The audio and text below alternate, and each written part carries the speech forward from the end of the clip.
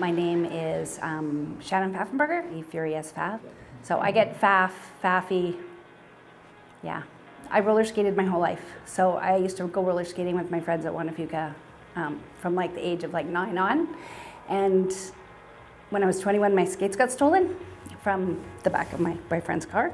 And when I was 40, I said to my husband, like, I really miss my skates. And so for my 40th birthday, he gave me a pair of skates. And so I put them on, and it's like a day had never passed. I just put them on and away it went. And I was playing flag football with one of the women that plays here, and she was like, you should come out and play. And I thought, well, I don't know if I'm ready for a full contact sport.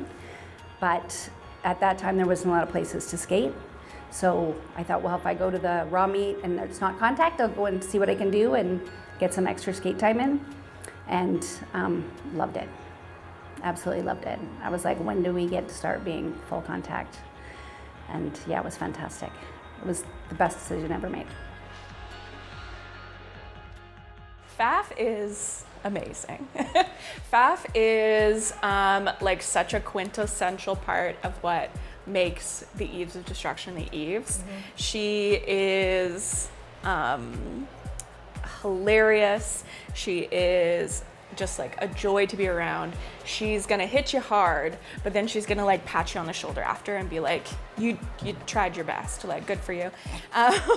But she is just like so positive, so resilient. She coached the A team for a number of years and was just such an important part of making that team competitive and like making us who we are now. So yeah, this sport, this league would not be the same without Pfaff. Pfaff is a mixture of like your mom, your fun aunt, your coach, and like some like sentient being that doesn't age. She is ageless, and like I think I've heard several people be like, I want to be Pfaff when I grow up. Meaning that like I want to be able to do what Pfaff does when I'm her age. Yeah. Yeah. 100%. Yeah. Yeah. So I actually saw Pfaff at a non-derby related event before I saw her at a derby event. At the time, the partner that I was with was really heavily into mountain biking, and he brought me out to one of the races, and I remember there was this absolutely wild woman who had brought this epic setup. She had like camp chairs, she had blankets, snacks. Pretty sure she brought her own like mini bar to like make drinks, and she was just so boisterous, like full of life. She was amped, even though it was like a shitty, rainy Sunday morning at like 11 o'clock or something. And it just so happened when I got to Derby for the first time, she was one of the 2 people in our league who at the time was championing the fresh and raw meat program. So she was one of 2 people leading that program. And I was just so amped when I saw her. I knew immediately, I'm like, oh, I'm in perfect hands. During sort of the first, I'd say, 5 years of my Derby career, we lived very close in proximity. And so because of that, Pfaff and I found each other sort of close in that way. So if we weren't attending a race together, we were at Derby together, and we'd drive out to Derby together. We'd often do a bunch of skates together, like trail skating. Yeah, and she just really, without getting too weird about it, she had this absolutely lovable maternal energy that just made me feel so welcome and made me feel so supported, and like no matter what, Pfaff's got my back. So the transition that she went through from being my mentor, my teacher, into my teammate on the track, who I absolutely trusted with my life, to then my coach on the A team when I got drafted. Yeah, it's been a really cool journey to get to be with her the whole time. Yeah, I've been a Margaritaville in right from the start, which is kind of funny because when I first got here, all of the players that I came to go and do Derby with were all Bells of the Brawl. And so I really wanted to be a brawler. And And on draft night, I got drafted to the Villains, and I went home and I was so upset. I cried in my shower, and but it was like by far the best derby decision for me. Like I feel like it was a really good fit. I just didn't know anybody on that team yet, so I was a little intimidated. And man, they had some really good players. So I was grateful that I was on that team because they had such good players. But yeah, a bunch of my friends were on the other side. So it was a hard night, but I'm really grateful that the Villains did draft me. So yeah. So the Villains' original, I guess we'll call it uniform, was jean shorts and basically a ripped t-shirt with the logo on it. The original logo, they were like cotton t-shirts we got printed locally in town, and most people like ripped them to crap. And the whole concept was we're kind of dirtbags. We're dirtbag athletes. Back when this sport started, it was not uncommon for people to go out into the parking lot at halftime and like hack a dart and smoke a cigarette. People were slamming beers in parking lots like after the game.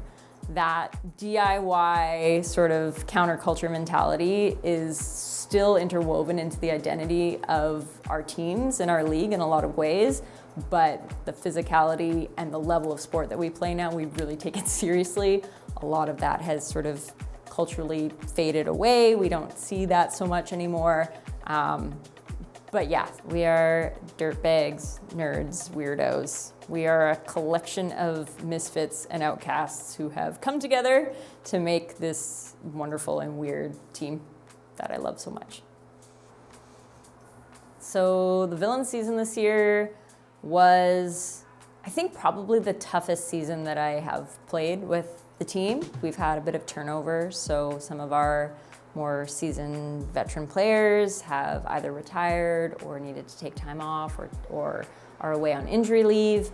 And we've had an opportunity to draft some new skaters to build up our team a little bit more. So it's the first time in a while that we have had this sort of big turnover in the team. It was a really good season in the sense that we came together and we really played some great derby, but it was definitely our most challenging yet. We were feeling it on the track, for sure. It was good. I mean, I've never had a bad season. I've never had a bad season. And that doesn't mean that my team has always won, necessarily, the Calamity Cup, but the season was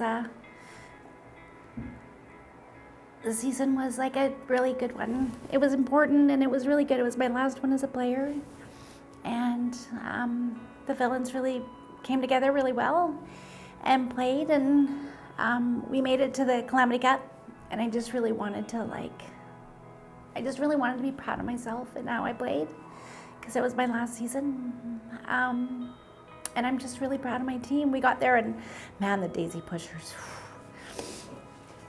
they really gave us a run for our money. They're so tough.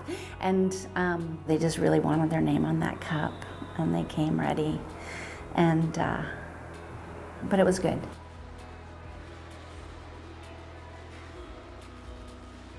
Yeah, it was a really good season. And yeah, I think that all just comes down to like how well we just like know each other, and like, yeah, like we have just such a really beautiful connection there. And I feel like us as the Pushers, like we're just like so good at like reading each other. And I feel like that's because we spend a lot of time together, and like, I don't know, like we have a really great camaraderie, and we're all kind of like weird. We're like a bunch of sweet little weirdos that like to like hang out. And I'd like to work on dropping into the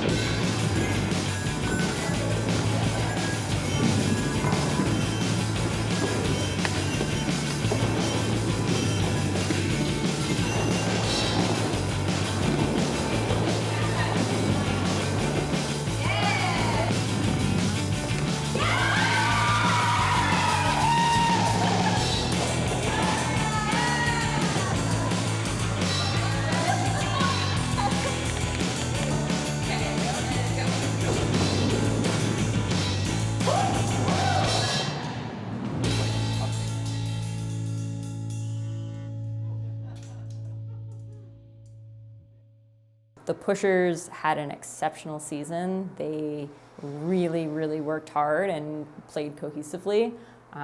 They developed their skaters, their new skaters and their team really, really well, and their leadership was awesome. So I knew it was going to be a very tough game in the final. My pregame is entirely music-based. There's a lot of like big over-the-ear headphone, loud fight music playing. I get myself really psyched up. I actually clean all of my gear before a game, so there's a whole ritual involved where I take all my wheels off, I clean my wheels, I clean my bearings, I like moisturize the leather on my boots, I get everything all prepped and ready to go while I'm sort of envisioning how I'm gonna play and what my strategy is gonna be. And yeah, going into that game, especially because I knew I was playing against some of my favorite people to play with on the track, on the charter team, having to play against Flawless, who I know is like my biggest threat on the track as well as my biggest love. Yeah, I was really trying to get myself mentally prepped for that. It was hard. We really wanted to win the game for FAF. That was like our biggest priority, was how are we going to pull out a final win for FAF?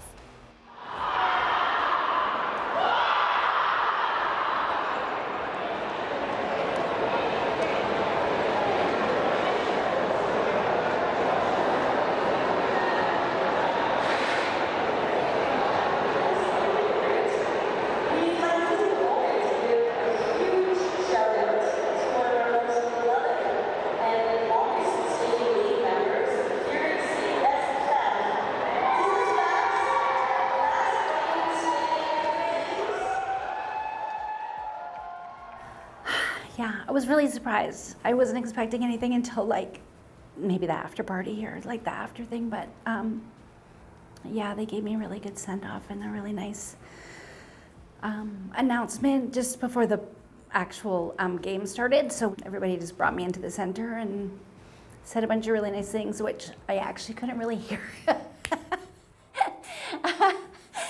that day, but I got a printout of it and it was really lovely.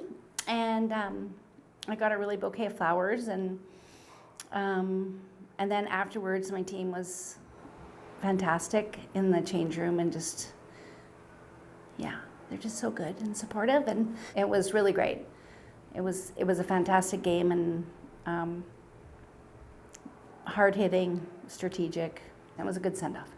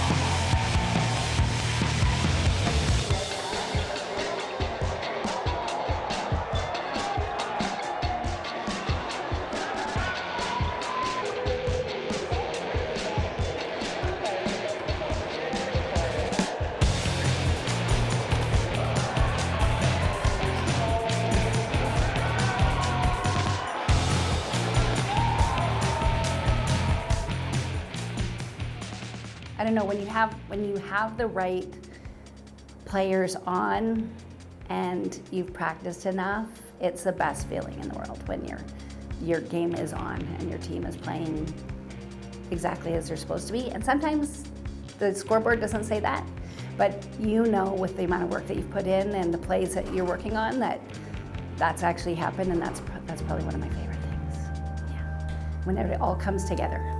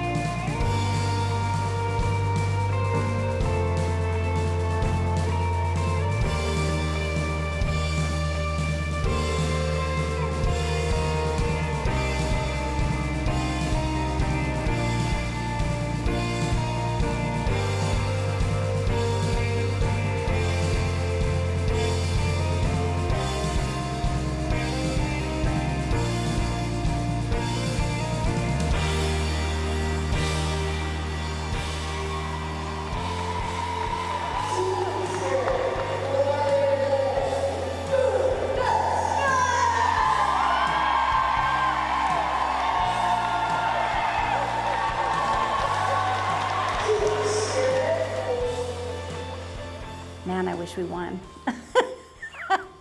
But I wanted to bookend wins because the first year that I was a villain, we won it.